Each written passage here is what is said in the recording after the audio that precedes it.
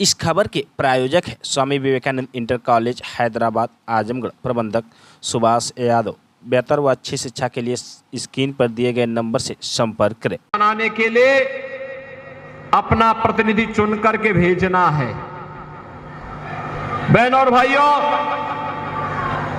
4 चरणों के चुनाव के परिणाम और उसके रुझान जो अब तक दिखाई दे रहे हैं, ये रुझान इस बात को बताते हैं, विपक्ष के अंदर मची खलबली, विपक्ष के अंदर आई बौखलाहट, उनकी हार को स्पष्ट प्रदर्शित करता है। और पूरे देश कारण भी है, पूरे देश के अंदर एक आवाज आ रही है, पूरे देश के अंदर एक ही स्वर गूंज रहा है, पूरे देश के अंदर एक ही भाव सर्वत्र दिखाई दे रहा है, और वह है कि फिर एक बार, थोड़ा आजमगढ़ की भाषा में बोलो जोर से, फिर एक बार और अब की बार। बहनों और भाइयों, जब 400 पार की बात होती है तो कांग्रेस, सपा और बसपा की हालत खराब होती है, उनके चेहरे की हवा उड़ जाती है। वे पूछते हैं 400 पार कैसे होगा, तो जनता जनार्दन एक बात कहती है, जनता की ओर से आवाज आती है कि जो राम को लाए हैं, जो राम को लाए हैं। बहनों और भाइयों, पूरे चुनाव को अगर आप देखेंगे तो ये चुनाव अब तो राम भक्तों और राम द्रोहियों के बीच में जाकर के सिमट गया है। जिन लोगों ने आपके सामने पहचान का संकट खड़ा किया था, जिन्होंने राष्ट्र की सुरक्षा पे सेंध लगाई थी, जिन्होंने हमारे आराध्य देवों के पवित्र स्थलों को पवित्र करने का कुत्सित प्रयास किया था, जिन्होंने उत्तर प्रदेश को आतंक की गतिविधियों का गढ़ बनाने का प्रयास किया था, जिन लोगों ने विकास बाधित किया था, ये चुनाव उनको जवाब देने का सर्वोत्तम माध्यम है। बहनों और भाइयों, मैं आजमगढ़ में इसलिए आया हूं, निरुवा ने मात्र 2 वर्ष के अंदर आजमगढ़ की तस्वीर और तकदीर को बदलने के लिए अहरनिश प्रयास किया, और आज आजमगढ़ में दिखाई भी देता है। आप देख रहे होंगे आजमगढ़ में या तो 4 लेन की कनेक्टिविटी है या 2 लेन की कनेक्टिविटी है।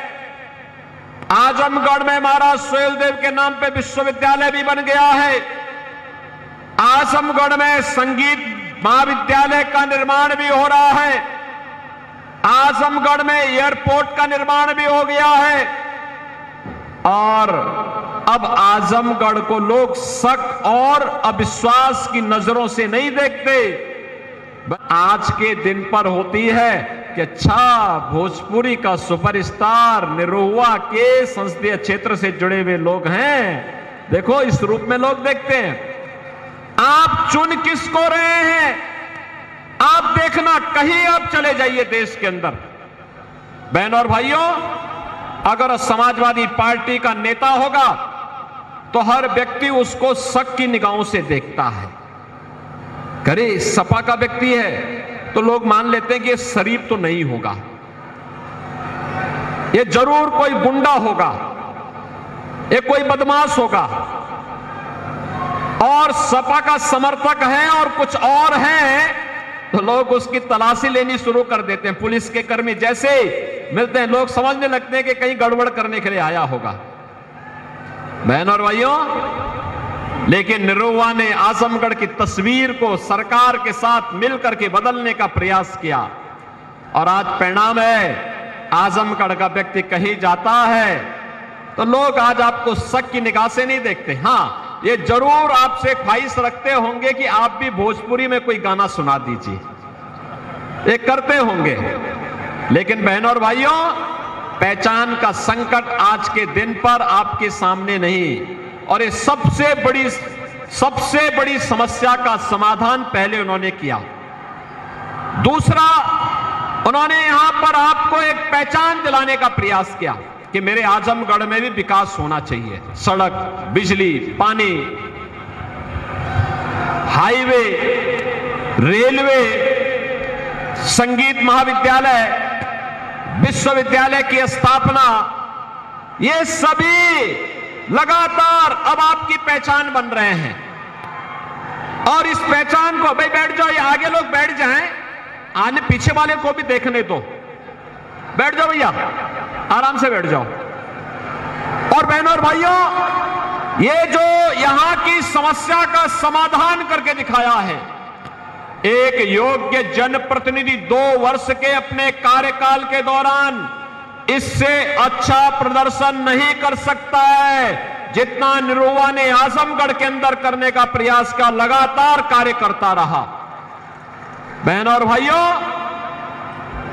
आज देश की तस्वीर और तकदीर को मोदी जी ने बदल करके रख दिया है।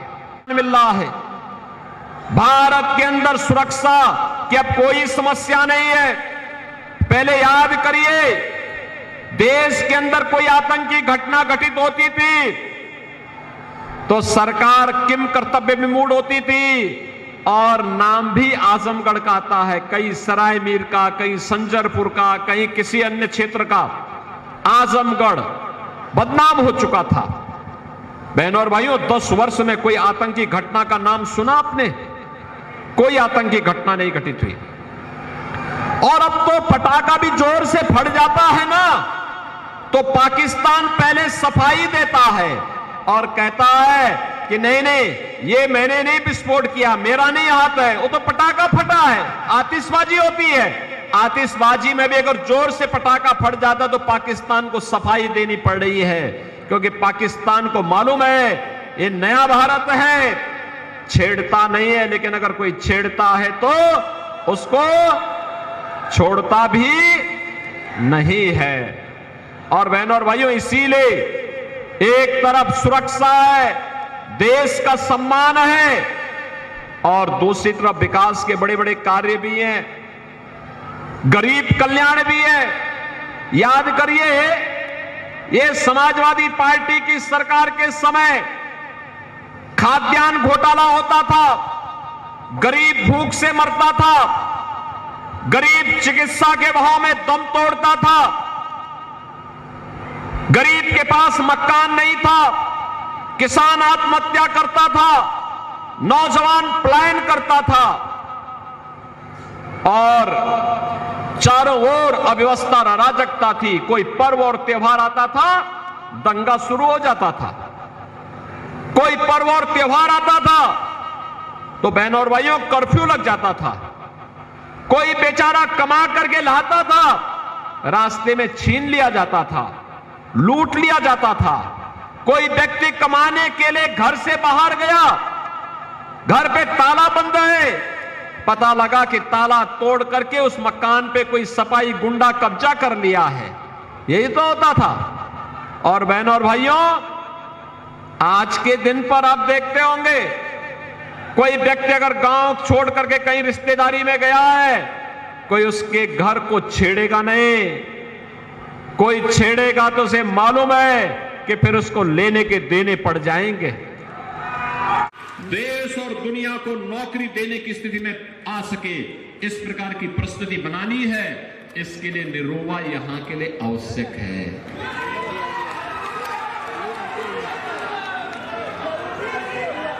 और इसके लिए बहनों और भाइयों, आपको मेहनत करनी पड़ेगी। मैं मेहनगर को धन्यवाद दूंगा।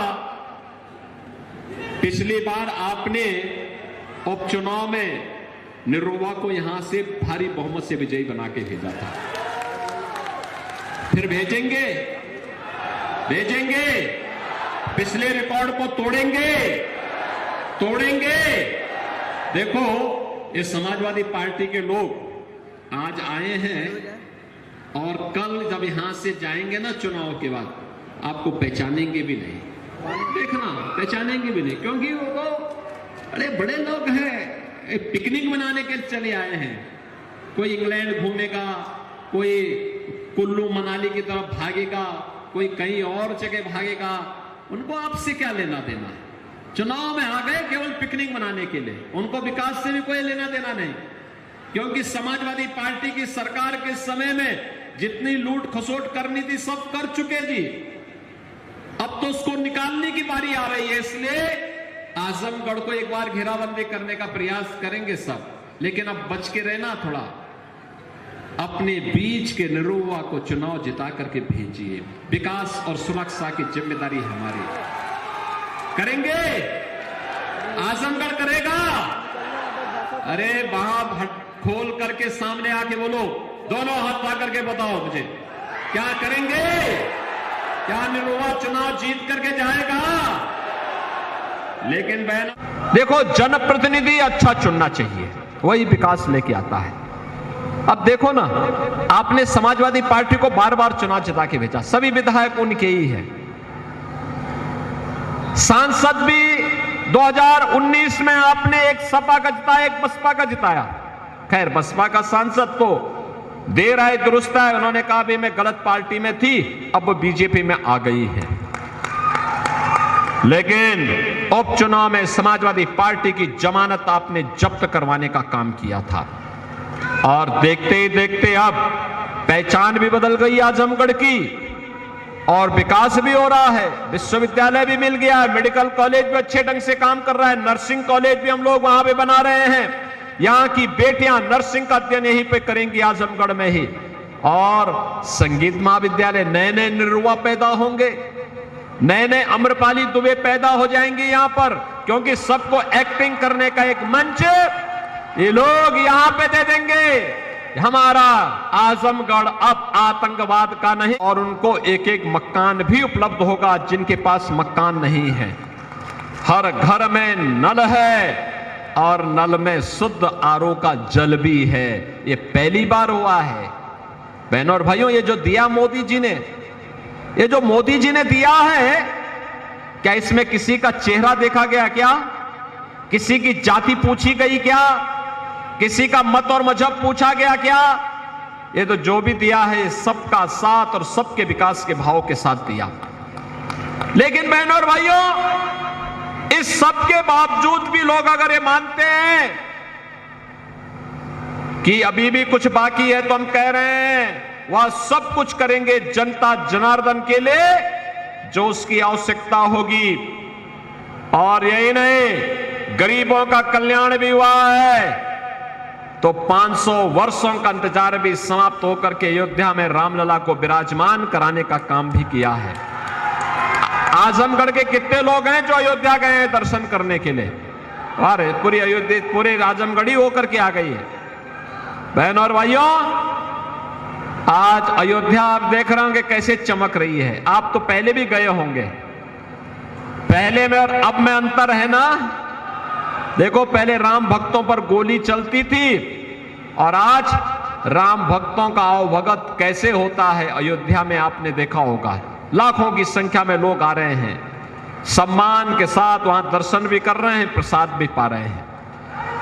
पहले समाजवादी पार्टी की सरकार के समय उन आतंकवादियों के मुकदमे वापस लिए जाते थे, ले गए थे जिन आतंकवादियों ने अयोध्या में राम जन्मभूमि पर आतंकी हमला किया था।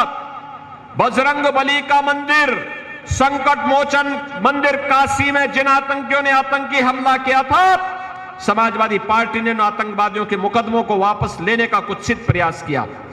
लेकिन हमारे समय में अगर रामलला विराजमान हो रहे हैं, तो आतंकवादियों का राम नाम सत्य है की यात्रा भी तो निकल रही है, शानदार तरीके से निकल रही है ना, निकल रही है ना। अब मुझे बताओ, कोई गुंडा और कोई माफिया आज के दिन पर किसी गरीब की, किसी व्यापारी की या किसी बेटी की सुरक्षा के लिए खतरा बन सकता है क्या? क्या बन सकता है क्या? और ये दुस्साहस करेगा क्या? और यही कारण है ये गुंडे और माफियाओं के जितने भी सरगना है ना, ये चुनाव में डर रहे हैं। सब क्या कह रहे हैं? कह रहे साहब बाकी तो सब ठीक है, लेकिन ये योगी जी बुलडोजर लेके क्यों आ गए? हमने कहा चिंता मत करो, बाकी जो बचा होगा चुनाव के बाद भी पूरा हो जाएगा।